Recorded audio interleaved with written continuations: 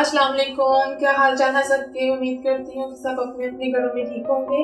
तो आज मैं आपके साथ यूरिक एसिड की बड़ी अच्छी रेमेडी शेयर करने वाली हूँ जो आप घर में इजीली बना सकते हैं और तमाम इंग्रेडिएंट्स हमारे किचन में अवेलेबल होते हैं। जी तो हमारे पास लहसुन, अदरक और हमारे पास लेमन है, तो हम इन्हीं चीज़ों के साथ जो यूरिक एसिड की रेमेडी है वो तैयार करेंगे। और हमने इसमें जो लेमन का छिलका है वो फेंकना नहीं है, हमने इसको इसके साथ ही ब्लेंड करना है। जी तो हम इन तीनों चीज़ों की क्वांटिटी सेम लेंगे। 130 ग्राम हमने लहसुन, अदरक और लेमन लेके थोड़ा सा पानी लेके उसको अच्छे से ब्लेंड कर लिया है और उसकी ये शक्ल है। और ये हमारे पास ऑलिव ऑयल है, आप चाहें तो थोड़ा सा बटर भी ऐड कर सकते हैं। मैंने 1.5 टेबल स्पून जो ऑलिव ऑयल है वो लिया है। यहाँ हमारे पास हाफ टी स्पून लाल मिर्च, हाफ टी स्पून काली मिर्च और 1 टीस्पून हमारे पास नमक है। तो चलें अपनी रेमेडी बनाना स्टार्ट करते हैं। जो पैन है वो गर्म हो चुका है, अब हम इसमें ऑयल ऐड करेंगे।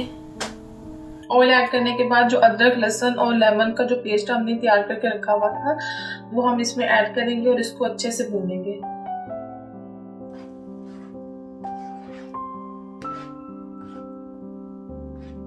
नॉर्मली जिस तरह हम घर में हांडी वगैरह या सालन बनाते हैं तो उसमें लहसुन जो ऐड करते हैं उसकी जिस तरह हम स्मेल दूर करते हैं, तो सेम वही प्रोसीजर है कि हमने इतनी देर इसको भूनना है या कुक करना है कि जो लहसुन की स्मेल है वो दूर हो जाए। आप अपनी मर्जी से इसकी क्वांटिटी कम या ज्यादा कर सकते हैं।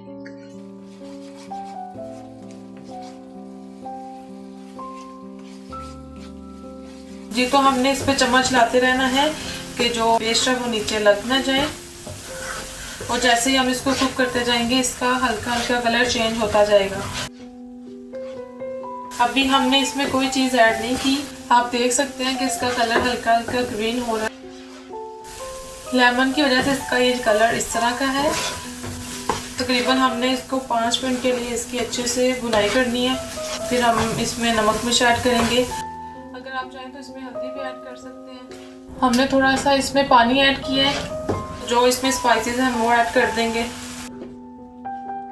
हम इसमें हाफ टी स्पून हल्दी भी ऐड करेंगे।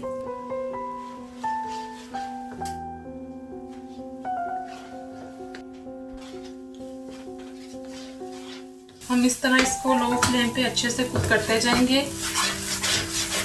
हमने इसमें बिल्कुल भी ज़्यादा ऑयल ऐड नहीं करना, जो हमने 1.5 टेबल स्पून ऐड किया था उसी में हम इसको कुक कर रहे हैं।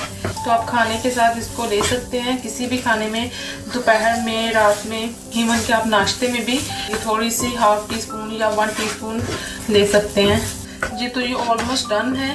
तो आप देख सकते हैं कि जो पेस्ट था अब वो इकट्ठा हो चुका है, इसमें जो पानी एक्स्ट्रा था वो बिल्कुल ड्राई हो चुका है। जी तो यूरिक एसिड के लिए चटनी रेडी हो चुकी है, आप इसको किसी भी खाने में ले सकते हैं और ये बहुत बेस्ट चटनी है यूरिक एसिड के लिए। आप इसको घरों में ज़रूर ट्राई कीजिएगा क्योंकि ये मेरा पर्सनल एक्सपीरियंस भी है। और अगर आपको मेरी वीडियोस अच्छी लग रही हैं तो प्लीज़ लाइक करें, मेरे चैनल को सब्सक्राइब करें और दुआओं में याद रखिएगा। अल्लाह हाफिज़।